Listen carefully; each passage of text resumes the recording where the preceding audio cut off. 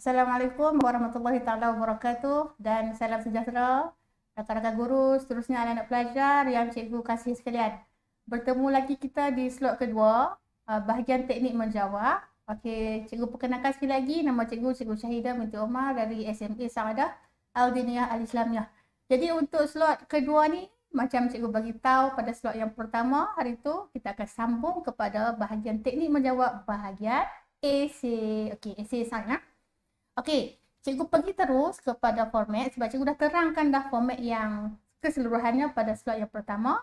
Okey, kita pergi kepada soalan esei. Soalan esei bermula pada soalan nombor 11. Okey, soalan nombor 11, kemudian soalan nombor 12 dan soalan nombor 13. Kita mulakan dulu kepada soalan nombor 11. Soalan nombor 11 ini adalah soalan kemahiran proses sains KPS yang ke-12 iaitu kemahiran mengeksperimen. Okey, cikgu buat kat sini rumusan ataupun kesimpulan awal. Kesimpulan awal macam hipotesis pula no.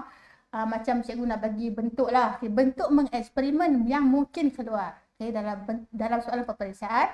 Yang pertama mungkin dia datang dalam bentuk merancang. Okay, plan of experiment. Okay, ataupun menulis laporan eksperimen. Okay, so hari ini cikgu akan kongsikan kedua-dua format supaya menjadi panduan kepada anak-anak pelajar untuk menjawab soalan peperiksaan nanti. Soalan peperiksaan tingkatan 4 ataupun soalan nanti tingkatan 5.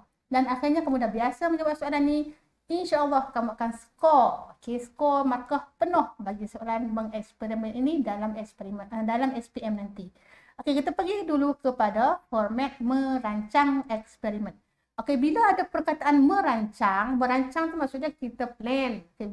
So, bila kita plan, tak adalah keputusannya. Okey. Okey, contohnya dia akan bagi dekat kamu situasi. Situasi yang cikgu beri ni dalam bentuk ranjah nak. Kamu tengok ni, seorang budak lelaki tercungap-cungap. Penatlah kan lari kan? Okey, selepas dikejar anjing.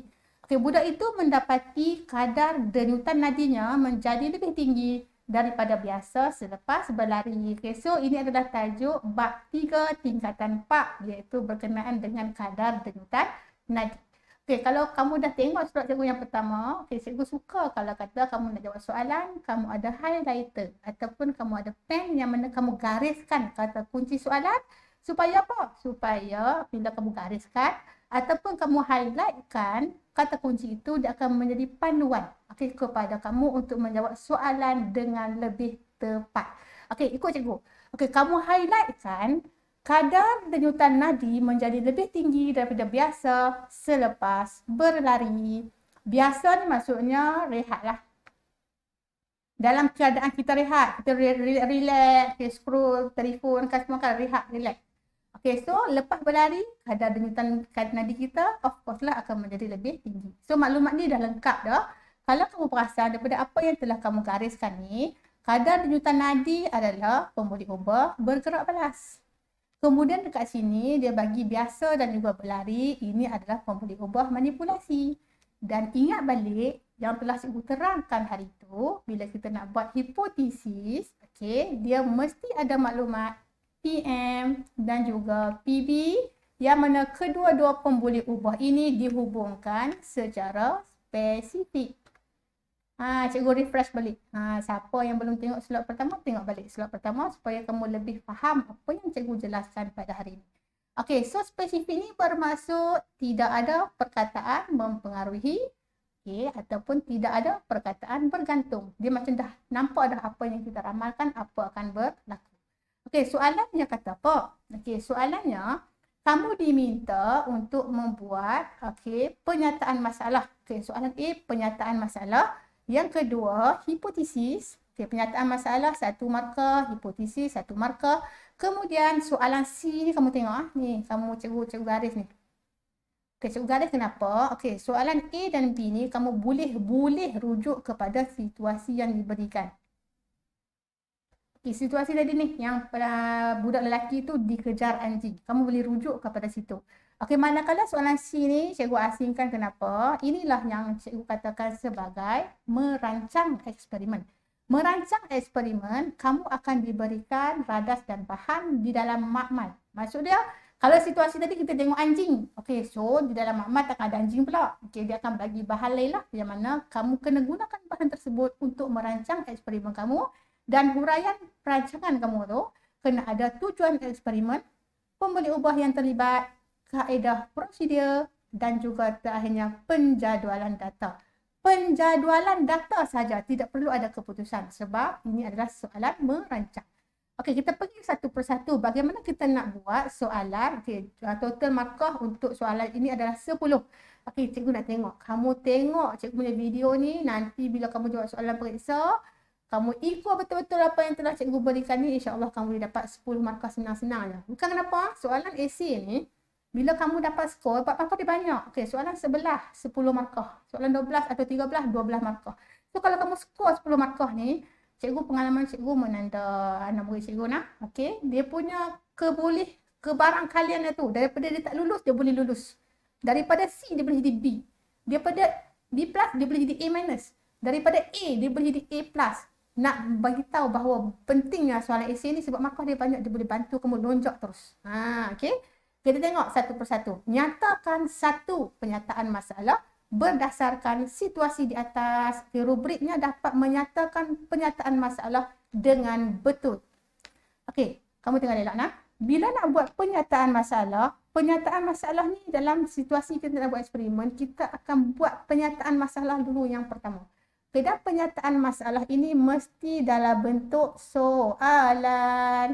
Dan soalan kita itu mestilah ada PM dan juga PB yang dihubungkan. Nak lagi elok, PM dan PB itu dihubungkan secara spesifik. Macam mana cikgu terangkan bagaimana nak buat hipotesis. Cumanya, hipotesis bukan soalan. Penyataan masalah dalam bentuk soalan. Okey, so nak senang. Cikgu bagi tips senang untuk kamu.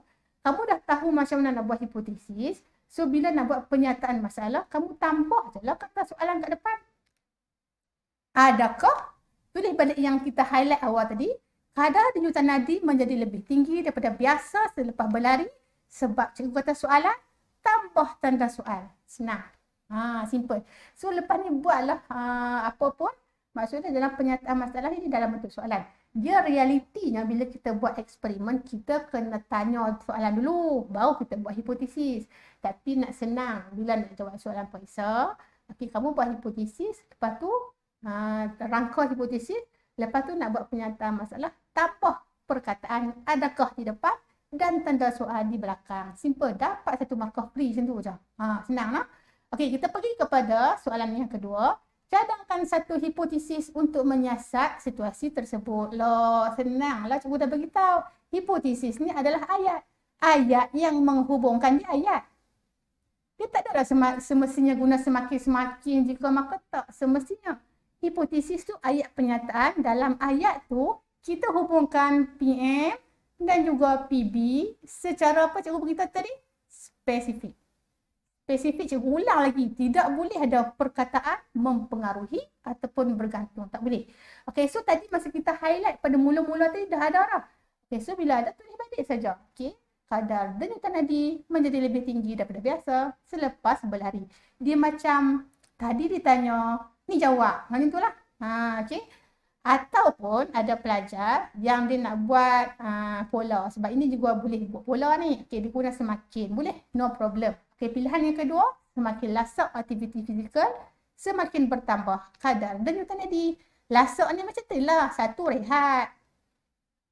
Satu lagi lari kan. Okey, so lasak lah tu. Ataupun daripada berjalan kepada berlari. So semakin lasak, semakin bertambah kadar denyutan nadi. Tak percaya nanti balik rumah sebuah try tengok. Ligan kawan adik kamu.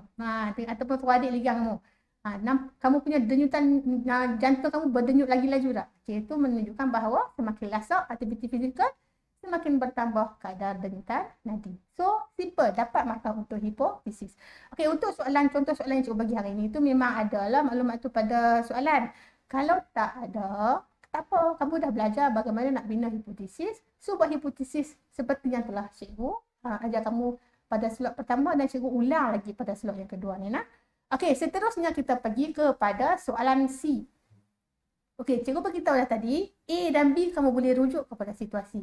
Bila soalan C, kamu diberikan bahan ataupun radas di dalam makmal. Okay, so tadi kalau kamu tengok bila soalan dalam makmal, untuk kadar denyutan nadi ni tak ada lah bikar ke tabuk uji, tak perlu. Dia hanya perlu seorang murid dan juga jam ranting. Dua tu je lah. Tapi dia tak ada lah bagi anjing ke lembu ke, tak ada nak. Okay, so nak buat eksperimen yang kita buat masa kita buat laporan PK pun, kita hanya perlukan seorang murid dan juga jam ranting. Okay, so tujuan eksperimen, dia punya formula dia mengkaji. Mengkaji hubungan di antara PM dengan PB. Okay, tujuan eksperimen ni mesti ada perkataan mengkaji. Okay, lepas tu nak buat dia punya senang, dia punya formula dia hubungan di antara PM dengan PB. Cikgu macam mana PM dengan PB tak cari lagi? PM dan PB tu dia akan tanya soalan yang kedua. Tak apa, kamu draft dulu. Okay, so PM kat sini bila kata satu, kita buat aktiviti fizikal, contoh satu berdiri, satu berlari, itu adalah jenis aktiviti fizikal. So, mengkaji hubungan di antara jenis aktiviti fizikal, jadi PM. Nak cantik, kamu buat dalam kurungan, apa dia aktiviti fizikal yang akan kamu lakukan. Okay, contoh kat sini lah, cikgu contoh berdiri dan berlari. Kalau kamu nak buat berjalan dan berlari, no problem. Berdiri dan melompat, no problem. Maksudnya kena dua aktiviti fizikal yang berbeza. Okay, kat sini cikgu bagi berdiri dan berlari lah, cikgu dalam kurungan. Okay, dengan kadar denyutan nadi. So, ni PB. Okay, formula dia mengkaji hubungan di antara PM dengan PB. Masukkan saja. Okay, so settle tujuan eksperimen. Okay, so yang kedua baru dia tanya pembuli ubah. Sebenarnya nak buat tujuan kena ada pembuli ubah. Tapi pembuli ubah dia tanya belakang. Okay, no problem. Kamu buat sketch, kamu tulis balik. Okay, so pembuli ubah yang terlibat. Okay, yang manipulasinya adalah jenis aktiviti fizikal. Okay, bergerak balas, tulis balik. Okay, kadar denyutan nadi. Okey, dan seterusnya soalan yang ketiga. Okey, soalan ketiga, prosedur. Prosedur tu bagaimana eksperimen tu kamu lakukan. Okey, untuk kes soalan ni sajalah. Kebanyakan soalan eksperimen, kamu boleh lukis. Okey, sebab ada susunan radas lah. Susunan pika, susunan tabung uji, kaki retok, termometer dan sebagainya. Tapi eksperimen ni sebab dia hanya guna jam randik dan seorang murid. So, tak relevan pun nak lukis apa kan. Okey, so prosedur untuk soalan ni sepenuhnya melalui tulisan. Okey, so apa yang perlu dilakukan? Yang pertamanya step pertama, sebab kita guna seorang murid, kita pilih dulu seorang murid. Pilih seorang murid dah dapat satu markah. Kemudian lepas dah pilih dah seorang murid tu, okay, murid tersebut kita minta dulu berdiri. Aktiviti pertama. Kalau aktiviti kamu berjalan, lah. Murid diminta berjalan. Selama 3 minit. 3 minit, boleh tak nak buat minit lain? 2 minit ke, 1 minit ke? Okey. Boleh asalkan, asalkan tempoh tu sama bagi aktiviti yang kedua. Okey, maksud dia kalau kata berdiri 3 minit, yang berlari pun kena 3 minit. Tu dia punya ni lah logik dia. Tapi janganlah buat sampai selama sejam, selama 30 minit, lama sangat. So kita minit-minit yang kurang dari 5 minit lah, mudah ceritanya. Okey, kemudian dah berdiri dah, nak buat apa? Yes, lepas kita berdiri, kita rekodkan kadar denyutan nadi. Kadar denyutan nadi tu kita rekodkan, tulis berapa. Okey, dalam seminit. Okey, dia kata kat sini kadar denyutan nadi, kita tahu dah. Kalau tulis perkataan kadar tu memang seminit lah. Kalau kita tulis rekodkan bilangan denyutan nadi, kita kena tulis seminit. Kalau kita tulis kadar denyutan nadi, tak perlu tulis seminit dah. Tu dah maklum dah. Kemudian dah lepas dah rekod dah kadar denyutan nadi tu, apa perlu kita buat? Jangan lari je. Sebelum lari, kita perlu berehat dulu. Kenapa kita perlu berehat? Sebab kita dah berdiri, kita punya denyutan nadi kita tu dah ada dah kan. Maksudnya daripada rehat, daripada berdiri tu dia dah meningkat dah. So, sebelum kita melakukan aktiviti yang kedua, kita perlu berehat dulu supaya denyutan nadi kita tu kembali kepada waktu rehat. Kembali stabil. Okay, rehat tu bagi 5 minit. Kita rujuk pada buku teks. 5 minit tu okey lah. Rehat. Kemudian dah berehat dah. Okay, barulah kita lakukan aktiviti yang kedua, iaitu berlari. Dan kamu tengok kat sini, cikgu letak 3 minit. Dia mesti sama dengan aktiviti pertama, iaitu berdiri tadi. Okey, dan akhir dah berlari dah. Kita ulang balik lah. Rekodkan kadar denyutan nadi. Contoh markah dah. Kalau kamu tengok kat sini, cikgu rate lah. 1, pilih seorang murid. Yang kedua, berdiri. Yang ketiga, rekod. Yang keempat, rehat dan markah ni. kemudian berlari dapat markah ni. Okey, so kamu tengok bilangan tik cikgu tu. Okey, yang rekod kadar rujukan Nadi ni cikgu tak tik dah lah sebab dia point dia sama macam nombor 3 ni. Dia markah dia macam tu lah, point yang sama. Okey, so kalau ikut kat sini markah keseluruhannya 5 yang kamu nampak right tu. Tapi kalau kamu refer balik kepada prosedur, markah maksimumnya 4. So kalau walaupun kamu betul ke 5-5-nya, markah kamu hanya 4. Tak apalah, no problem. Letaklah 5, 6 pun. Okey, cikgu akan tanda pada jawapan yang betul sahaja. Okey. Okey, seterusnya penjadualan data. Nama pun jadual. So bila masuk dalam peperiksaan, dewan peperiksaan bawa pembaris sebab kita nak bina jadual. Nak bina jadual kena guna pembaris. Kena buat kolom dan juga row tu. Okey, macam ni. Okey. So bahagian yang sebelah kiri ni seperti yang cikgu bagi tahu pada slot yang pertama. Siapa belum tengok boleh tengok dulu slot yang pertama. Yang jadual sebelah kiri ni adalah maklumat tentang pemboleh ubah di manipulasi. Okey, manakala maklumat yang di sebelah kanan ni adalah maklumat tentang pemboleh ubah bergerak balas. Okey, kemudian kamu isikan data pemboleh ubah dimanipulasi iaitu berdiri dan juga berlari. Dan bahagian pemboleh ubah bergerak balas ni keputusan ni kita kosongkan. Kenapa kosongkan? Kerana soalan ini hanyalah soalan merancang. Kita tak buat pun eksperimen ni di dalam dewan periksa. Kita hanya buat soalan. Kita hanya buat draft. Nanti bila kata kalau ikutkan tu memanglah bila kita buat, sebelum kita melakukan eksperimen, kita memang kena rancang dulu. Bila kita dah buat eksperimen, kita tulis je lah data apa yang telah kita kosongkan ni. Okay, so dalam dewan periksa, kamu biar dia kosong sebegitu. Betul kesemuanya, baru dapat 1 markah. Okay? Okay, cikgu harap kamu faham yang tu. So, kalau keluarlah soalan ni, insyaAllah lah, kamu boleh skor 10/10. Okey, dan cikgu pergi kepada format kedua untuk soalan nombor 11 ini, iaitu soalan mengeksperimen ini adalah iaitu format menulis laporan. Tadi merancang, sekarang dah laporan dah. Bila laporan maksudnya eksperimen telah dilakukan. Okey, kita tengok situasinya. Amin dan Ramli hidup berjiran. Tengok dia punya format dia tu, bila dia nak tanya satu-satu soalan, dia akan bagi dalam bentuk situasi dulu. Kalau ingat balik tadi, nak merancang tadi, dia bagi seorang budak lelaki dikejar anjing. Tu situasi dah tu. Okey, sekarang ni dia bagi situasi dalam ayat saja, tak ada gambar. Okey. Amin dan Ramli hidup berjiran, mereka berpakat membuat pagar di kediaman mereka. Amin membuat pagar menggunakan besi. Highlight. Highlight kata kunci yang boleh bantu kamu jawab nanti. Manakala Ramli memilih keduli. Okay. Selepas setahun, Amin dapati pagarnya berkarat. Pasal berkarat? Sebab dia buat daripada apa tadi? Tu, nampak tak? Dalam periksa, kamu boleh contoh-conting pada soalan tu. Sebab nanti jawapan kamu kat bawah. Cikgu akan tanda pada jawapan. Cikgu tak tengok pada soalan tu. So, kat soalan tu kamu nak contoh-contoh dengan pensel ke? Kamu nak highlight dengan highlighter ke? No problem. Okay. Okey, manakala Ramli masih kekal elok. Bukan Ramli tu yang kekal elok lah. Pagarnya. Okey, pagar Ramli yang kekal elok. Kekal elok tu maksudnya tak berkarat lah. Okey, tengok soalan. Berdasarkan situasi di atas, anda diminta untuk menjalankan satu eksperimen mengkaji. Okey, ambil highlighter. Highlightkan ketahanan terhadap kakisan. Tadi kalau kamu ingat balik slot pertama, cikgu dah kongsikan tajuk ni yang sama juga. Bahagian A. Okey, so kesinambungannya tajuk ni ketahanan terhadap kakisan. Okey, bagi apa? Bagi alloy dan juga logam tulen. Okey, maklumat yang ada di sini, ketahanan terhadap kakisan adalah pemboleh ubah bergerak balas konsep eksperimen ni. Iaitu konsep nak mengkaji ketahanan terhadap kakisan bagi apa? Bagi logam, bagi alloy dan juga logam tulen. So, alloy dan logam tulen ni adalah PM. Perkara yang paling risau. Okey, soalannya, dia bukan soalan ni, dia baru dia bagi situasi ni. Okey, soalan dia minta kamu tulis laporan berdasarkan perkara-perkara berikut. Kamu jangan tulis ikut dan kamu kena tulis apa yang dia nak. Okey, dia nak apa? Dia nak yang pertama hipotesis 1 markah. Okey, tadi kalau kamu ingat balik merancang dia mula dengan penyataan masalah, kemudian baru hipotesis. Sekarang ni dimula dengan hipotesis. Kemudian soalan B, pemboleh ubah, manipulasi dan cara mengawalnya. Aduh, nak kawal pula. Macam mana nak jawab dia? Saya cikgu kongsi 2 markah.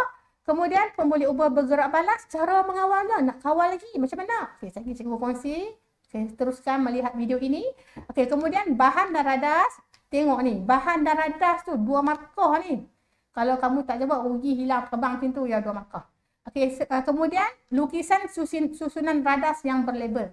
Ingat juga cikgu beritahu kamu, susunan radas berlabel ni tak perlulah kamu lukis sampai 3D tu, tak perlu. Satu dimensi pun okey. Susunan radas, syarat dia berlabel. 2 markah. Kemudian kemahiran saintifik langkah berjaga-jaga.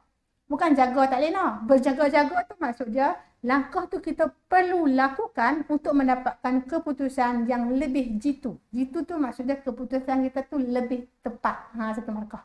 Nak tengok nak jaga macam mana. Kita tengok yang pertama dulu. Seperti biasa, cikgu lupa nak beritahu. Total untuk soalan mengeksperimen ni sama. Bentuk yang pertama atau bentuk kedua, total 10 markah. Kamu bayangkan kalau kamu dapat 10 markah ni, kamu boleh tukarkan grade kamu daripada tak lulus kepada lulus, daripada B kepada A. Sebab markah dia banyak. Dia pukal. Macam tu. Okey. Kita tengok macam mana nak jawab soalan hipotesis. Tadi kalau kamu tengok pada, tengok balik. Tengok balik. Pada situasi ni, cikgu dah tulis PB-nya ketahanan terhadap kakisan. Kemudian PM-nya alloy dan logam tulen. So nak buat hipotesis kena spesifik, kena cerita. Yang mana yang tahan kakisan? Alloy ke logam tulen? Cerita je macam tu. So jawab dia senang saja. Cikgu bagi tahu dah kamu, hipotesis ni tak semestinya kena guna semakin atau jika maka. Kamu riset belik kamu punya minda, hipotesis ni satu ayat. Ayat tu menghubungkan pemboleh ubah manipulasi dan juga pemboleh ubah bergerak balas secara spesifik. So ayat biasa pun boleh. So kamu tengok contoh jawapan senang. Alloy lebih tahan kakisan. Kat situ okey dah. Cumanya bila ada perkataan lebih, mestilah kita bandingkan. Alloy lebih tahan kakisan berbanding logam tulen. Cuma cikgu buat kurungan tu 4-5 dah sini pun. Senang ya tu. 1, 2, 3, 4 perkataan settle hipotesis. Cumanya bolehlah berbanding sebab ada lebih. Amin lebih handsome. Lebih handsome nak siapa? Daripada siapa-siapa lah. Cerita marah pula kan. Amin lebih handsome daripada Aliyah contoh. Mesti ada perkataan banding tu sebab ada perkataan lebih. Ataupun Amin lebih tinggi daripada Salman. Contoh. Tengok yang contoh kedua. Cikgu boleh guna alloy, cikgu juga boleh guna keluli sebab tadi dia bagi situasi keluli. So keluli lebih tahan kakisan berbanding besi. Ataupun nak buat sintum tak apa, tak ada masalah. Lebih lagi cantiknya buat perbandingan. Itu hipotesis. Sekarang kita pergi kepada yang kedua, dia nak pemboleh ubah manipulasi dan cara mengawalnya. Dengar elok nah. Ni dengar elok ni format yang baru. Kalau kamu dah kuasai dah dari tingkatan 4 ni, cikgu percaya nanti bila masuk tingkatan 5, dapat ujian awal tahun kamu reti buat, peperiksaan pertengahan tahun reti, trial reti, SPM kamu dapat A+. Tengok nah. Maksudnya kamu study tu konsisten. Tengok macam mana nak buat pemboleh ubah manipulasi dan cara mengawalnya. Markah diberi 2. Bermaksud bagi pemboleh ubah manipulasi 1 markah, cara mengawalnya 1. Cikgu percaya kamu tahu nak buat pemboleh ubah manipulasi. Nak mengawal tu macam mana? Tengok. Pemboleh ubah manipulasi, kalau rujuk kepada situasi tadi, ingat balik Ramli dan Amin tadi, dia cerita tentang pagar. Pagar tu adalah situasi dalam hidup kita. Tapi bila kita nak buat eksperimen ni, eksperimen ketahanan terhadap kakisan ni, kita tak guna pagar mana celui nak masuk dalam makmal. Dalam makmal kita guna paku. So paku yang digunakan, kita ada alloy dan juga logam tulen. Yang alloy kita guna paku keludi. Manakala yang logam tulen kita guna paku besi. So pemboleh ubah manipulasinya tulislah jenis paku. Macam tu. Tak boleh tulis jenis pagar. Kalau kamu tulis jenis pagar tak terima. Sebab bila kita tulis laporan, kita buat laporan yang kita lakukan eksperimen di dalam makmal. Tengok cara mengawalnya. Ni dapat 1 markah. Cara mengawalnya tu bermaksud macam mana kita buat jenis paku tu paku apa. So mengawalnya kita guna 2 jenis paku yang berbeza. Senang saja. Kamu tengok yang cikgu hijaukan di situ. Yang cikgu hijaukan di sini adalah kata kerja yang mana kita nak terangkan pemboleh ubah di manipulasi kita tu. So kita guna jenis paku, guna 2 jenis paku yang berbeza. Ataupun pilihan kedua, kamu juga boleh terus bagi tahu paku yang kamu guna tu menggunakan paku besi dan paku keludi. Yang hijau ni selalunya kita guna perkataan menggunakan. Ada jugalah yang tak guna apa dia menggunakan ni, contoh eksperimen kehadiran cahaya bagi pertumbuhan bakteria. Tu tajuk 3.5. Tak apa, cikgu beritahu lah hint sikit pun nanti masukkan 5 kan. Okay, kehadiran cahaya. Tak kita nak guna menggunakan cahaya dan tidak menggunakan cahaya. Okay, boleh juga tu. Ataupun kita guna kata kerja lain, meletakkan di tempat bercahaya dan di tempat yang gelap. Okey, lepas tu dia kata kerja ni penting lah. Yang selalunya untuk kita kawal pemboleh ubah manipulasi, kita guna perkataan menggunakan. So, dapat lagi satu markah. Okey, kita pergi kepada soalan B2. B2 dia nak pemboleh ubah bergerak balas dan cara mengawalnya. 2 markah. Okey, so pemboleh ubah bergerak balas dan cara mengawal. Okey, untuk menulis laporan, bila kita buat laporan eksperimen, kamu dah biasa buat laporan PK sains. Okey, kita akan buat pemboleh ubah bergerak balas yang kita boleh perhatikan. Okey, yang tadi yang kita tanda pada situasi tadi, yang dia tanya soalan tadi adalah ketahanan terhadap kakisan. Yang tu adalah konsep eksperimen ni. Okey, so pemboleh ubah bergerak balas yang mana kita boleh perhatikan bila kita tak paku dalam air suling. Paku besi kita tak dalam air suling, paku keluli kita tak dalam air suling. Apa yang kita boleh perhatikan? Okey, so pemboleh ubah bergerak balas, kehadiran lapisan perang pada paku. Perang ni karat tu lah kan. Ataupun kalau tak mau buat kehadiran lapisan perang, boleh juga buat perubahan warna pada paku. Boleh juga. Okey. Okey, dan cara mengawalnya, sama macam cikgu beritahu tadi, kena ada kata kerja. So, kata kerja yang sesuai untuk pemboleh ubah bergerak balas. Kalau kata eksperimen tu melibatkan pemerhatian kualitatif. Kualitatif tu maksudnya kita tak boleh kira, kita tak boleh nak ukur. Okey, kita guna kata kerja memerhatikan. Okey. Memerhatikan kehadiran lapisan perang pada paku. Ataupun kalau kamu punya pemboleh ubah bergerak balas, perubahan warna pada paku, memerhatikan perubahan warna pada paku.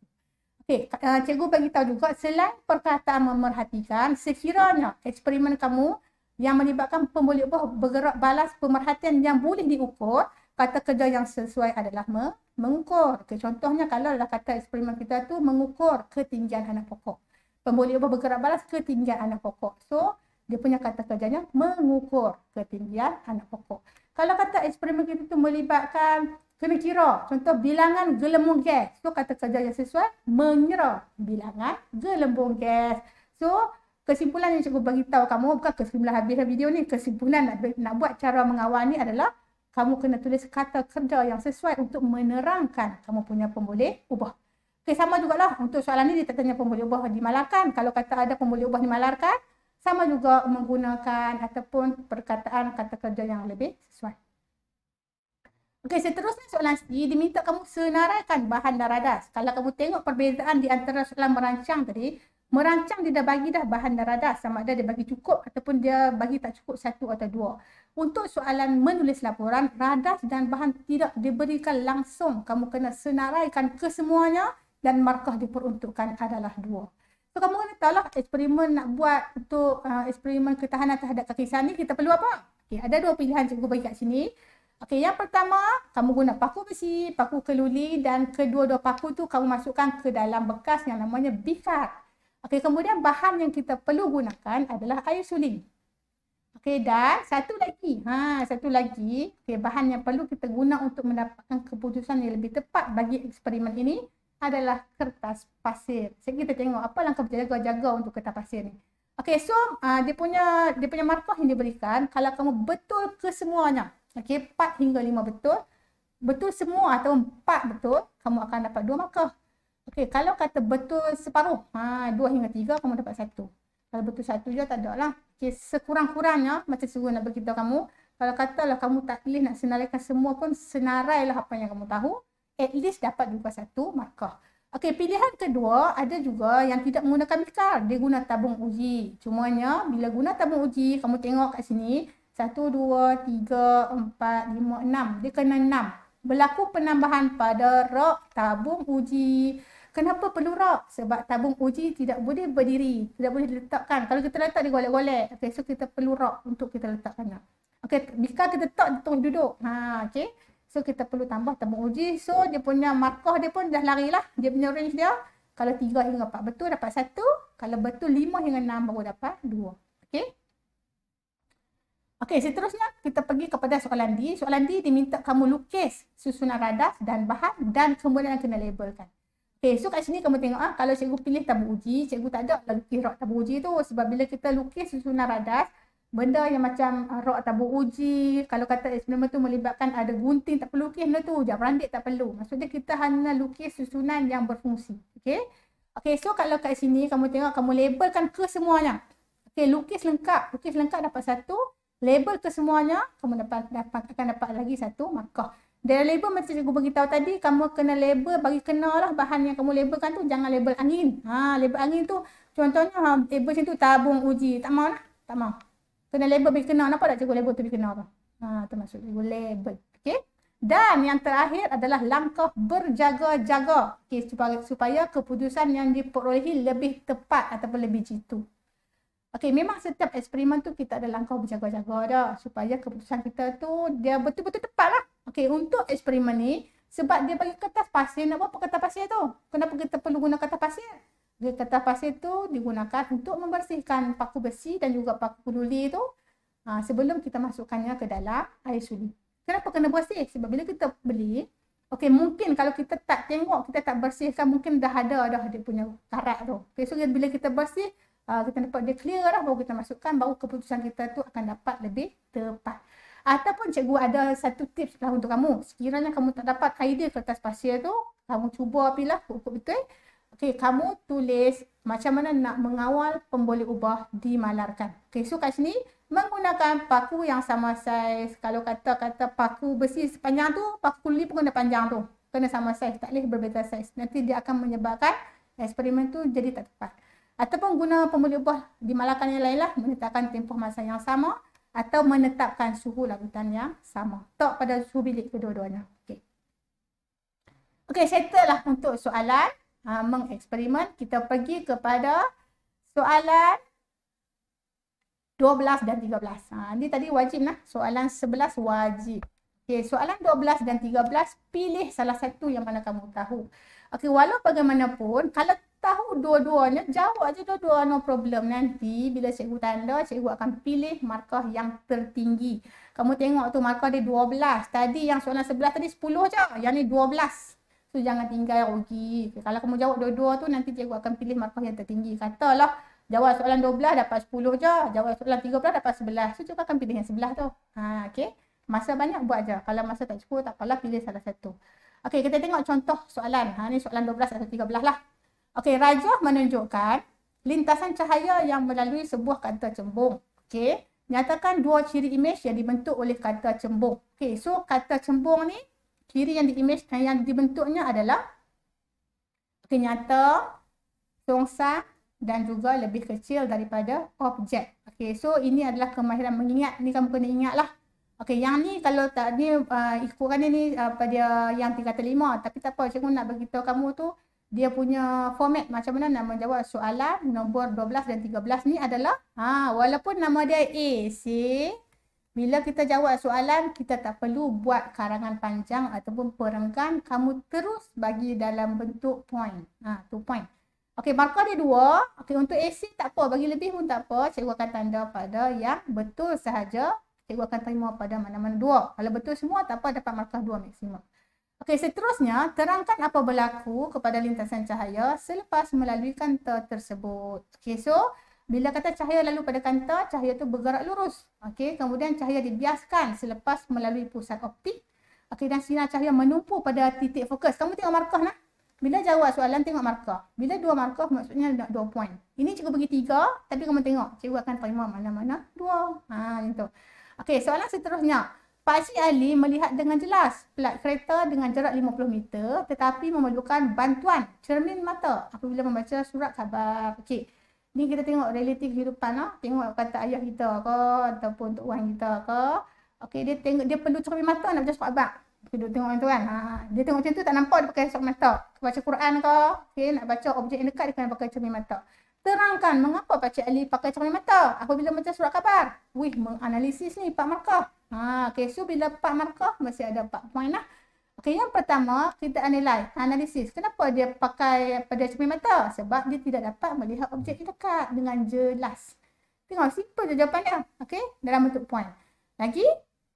Okey, dia mengalami rabun dekat sebab dia tidak dapat melihat objek yang dekat dengan jelas. Kalau kata tidak dapat melihat objek jauh dengan jelas, nama dia rabun jauh. Okey.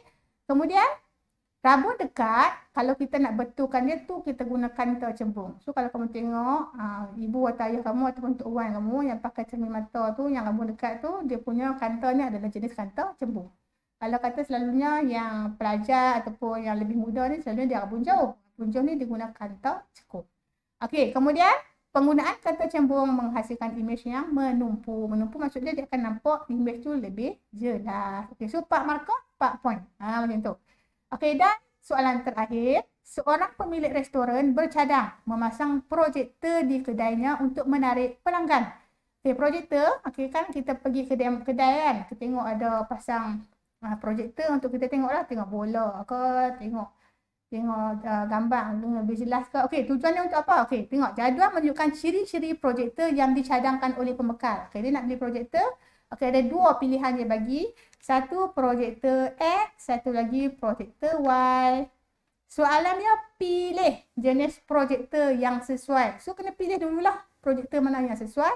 Kemudian dia kata wajarkan. Kamu tengok markah dia 4. Okay, so kamu pilih dapat 1. Wajar ni maksudnya kamu bagi dia punya ciri-ciri dia. 3 ciri yang menyebabkan kamu pilih apa dia projektor pilihan kamu tu. Dapat lagi 3. So markah total adalah 4. Okay, cikgu bagi tips dekat sini. Kalau kamu kata kamu tak yakin dengan 3 pilihan tu, kamu boleh bagi lebih. Nak bagi 4 ke, nak bagi 5 ke, tapi dalam bentuk point. Okay, tengok kat sini. Kalau kita bandingkan, tengok dekat sini. Tak perlu tengok jauh pun, tengok banding kat sini ya. Kita ada projektor X saiz maksima untuk kedua-dua projektor sama, iaitu 4x8. Okey, yang beza dia, X tu jangka hayat 1 tahun saja. Beli tahun ni tahun depan habis rosak. Okey, manakala Y tu jangka hayat dia 3 tahun. Tahan lama sikit kan. Okey, tengok maksud dia yang ni lebih. Ni lebih. Okey, kemudian harga pula. Okey, harga X 1,500 murah. Okey, harga Y 3,400 mahal. Okey, so yang ni pula. Okey, kamu tengok resolusinya, pixel. Okey, yang X 720, yang Y 1080. Yang ni lebih. Okey, tengok macam ni, kamu analisiskan. Okey, kamu analisis dulu baru kamu boleh nilai. Okey, kamu tengok yang mana yang lebih bermanfaat, yang ada rate banyak. Okey, so kalau kita tengok kat sini yang ada rate banyak, projektor Y lah kan. Okey, so pilih terus projektor Y. Okey, so pilihan Y, dapat 1 markah. Kemudian sebab markah dapat, so bagi reason lagi 3. Okey, reason tu tulis balik je apa yang kamu tengok pada jadual tadi. Iaitu yang pertama, jangka hayat mental lebih panjang. Kan 3 tahun kan. Kita tengok, kita tulis balik je apa yang ada pada jadual. Yang kedua, apa lagi lebih dia? Resolusi dia lebih tinggi. Oh, ada 2 saja dia ada kelebihan tadi. So, nak mana lagi 3? Okay, so kita fikir logik lah. Okay, so fikir logik menjadikan imej lebih jelas. Itu. Okay, so cikgu harap kamu dapat tips bagaimana kita nak jawab soalan esei. Okey, kamu ubah minda kamu esei. Perkataan esei dalam mata pelajaran sains bukannya esei yang bermaksud kamu perlu buat karangan panjang-panjang ataupun berperenggan. Esei dalam sains bermaksud dia jawab markah banyak. So nak dapatkan markah banyak tu kamu bagi dalam bentuk point yang banyak. Macam tu nah. Okey, so itu saja perkongsian pada slot kali ini. Cikgu harap dengan perkongsian bagaimana menjawab soalan 11, 12 dan 13 akan membantu kamu untuk mendapatkan markah yang lebih banyak dalam kertas 2. Soalan 11 ingat wajib jawab, tak boleh tinggal. Manakala soalan 12 dan 13 pilih salah satu yang kamu rasa lebih yakin untuk jawab. Ataupun boleh jawab kedua-duanya. Kerana apa? Kerana cikgu yang menanda akan pilih markah yang tertinggi untuk dicampurkan dengan keseluruhan markah kertas 2. Okey, so itu saja. Semoga perkongsian pada kali ini bermanfaat hendaknya buat anak-anak semua. Cikgu doakan kamu berjaya dalam peperiksaan akhir tingkatan 4 nanti dan seterusnya akan berjaya mendapat keputusan cemerlang dalam peperiksaan SPM pada tahun hadapan. Itu saja, sekian. Wabillahi taufiq wal hidayah. Wassalamualaikum warahmatullahi wabarakatuh.